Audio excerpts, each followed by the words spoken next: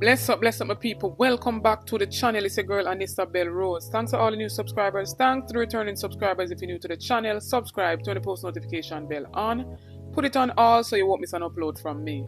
On the road to 20k, help me to get there, my people. So in this one, China Harbor demolishes company's place of work, alleged to be illegal, as well as Lisa Hanna asks State Minister Kamina Johnson to step aside.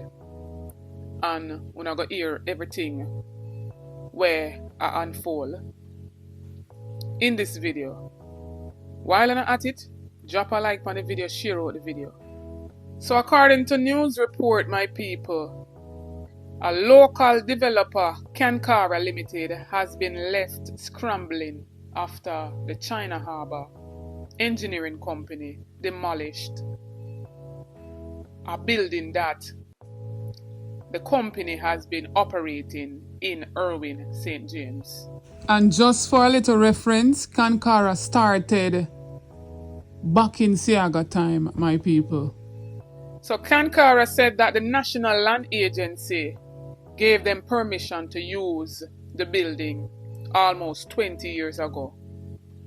Right? And me assume say they must have pay some form of fee in order to use the land space as well as the building. Right? Said Cara's chairman and CEO, Joseph Jr. Lincoln. He has labeled the China Harbor Engineering Company as disrespectful for the way it handled the issue. He said China Harbor told his staff to exit the building and they scrambled to secure a few items before the structure was hit with heavy-duty equipment. What a thingy, people. This was the same company as well who's alleged to have funded the Jamaica Labour Party election. Make me continue. And the demolition was done early September, and the operations have been disrupted in the weeks since. It is still without a landline and internet service, disrupting its ability to email customers bills. It moved its operation to a nearby building which was opened when the company began working on the Union Acres housing development in 2022. Mr. Lincoln quoted, "When it was happening, everybody was so frightened. They called the head office in Kingston, where I am, and I couldn't believe what they were telling me. I tried to speak with the so-called supervisor a bit, and his comments were he's not talking to nobody. Everybody must just come out so they can start to flatten the building." He further went on to say that the back of the building, or boardroom, other rooms at the back were knocked down, so only the front part was left, maybe about 2 rooms out of many 8 or 9 rooms. Lincoln also flared that the National Road Operation and Construction Company Limited, which is managing the US $274.5 million bypass project on behalf of the Jamaican government, as arrogant for its failure to even broach the topic of compensation. Mr. Lincoln made it clear that Cara never owned the property. He argued that they had pumped millions into refurbishing the structure that had been at the mercy of squatters before his company moved in with the blessings of the National Land Agency. So my question, why did the National Land Agency gave them the go-ahead 20 years ago to refurbish this building, to refurbish the whole place, to come 20 years later to demolish same without, giving them a heads up, so to speak? That makes sense to my people? But let me carry on. He also added that even squatters have rights, put it that way, and we weren't squatters at the time. There's allocation for settling these matters of land acquisition to make way for projects around the country. They did not do anything like that. He told news media that about a year ago, the NROCC gave written notice that they should vacate the property Cara was using as its St. James base. He has been waiting since then, he explained, for a discussion on how much his company would be compensated.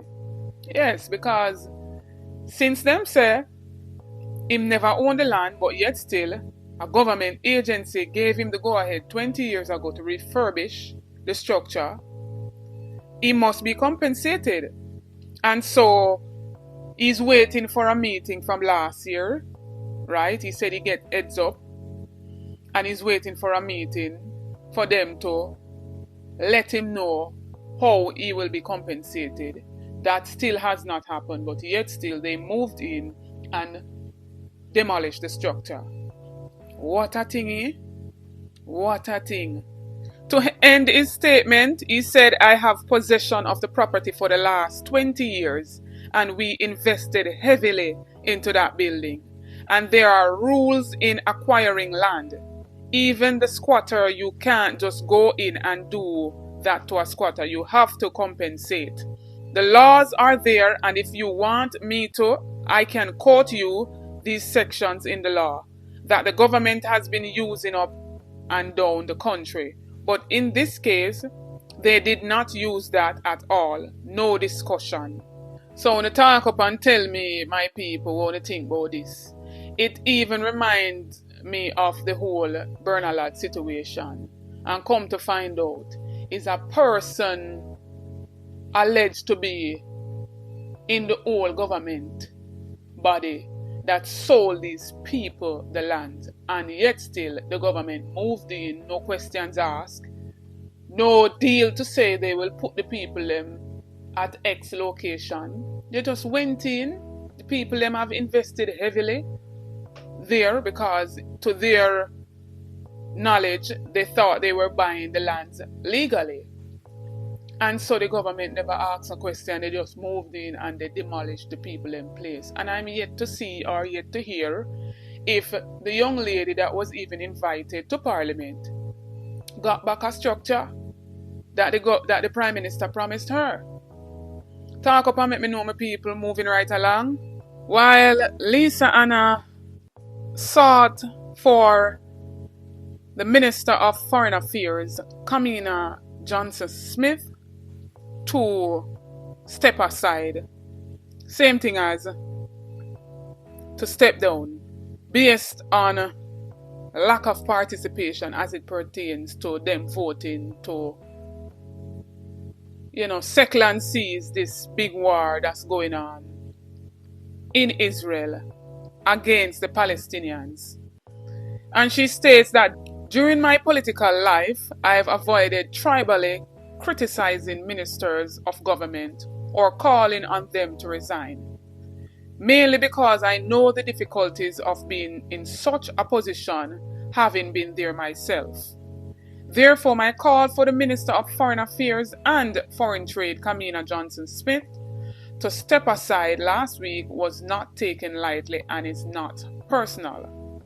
Over the past 6 years, there have been several significant decisions taken by the government under the advice of this current Minister of Foreign Affairs and Foreign Trade that have acted antithetical to our past courageous activism and led to a dramatic fall in our international stature, and the public keeps asking, how come?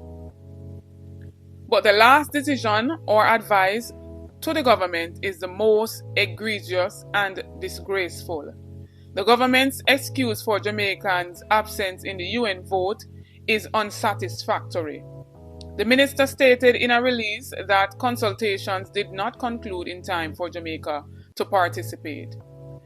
This vote marked the UN General Assembly's first response to the humanitarian tragedy resulting from Israel's collective onslaught on the civilian Palestinian population in Gaza. The resolution was adopted with 120 countries in favor, 14 against, and 45 abstaining. There was no need for consultation. Jamaica is chair of the caucus of CARICOM foreign ministers, which had already taken an agreed position in support.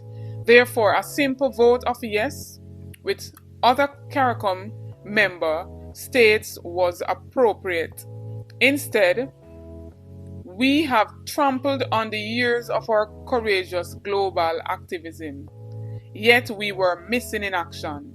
Coming out of last week, Jamaica will need to have sober conversations with our regional and international partners to heal what seems to be a fragmented relationship now. So y'all heard that, my people, and many would say, or many would have asked, why Jamaica business with Israeli war? Right? Enough persons are seen asking about that. And even at a point where the Prime Minister came out, he spoke of the whole war as it pertains to Israel. And I seen a whole heap of comments saying him not talk about the war at Jamaica, but yet still he's talking about the war in Israel.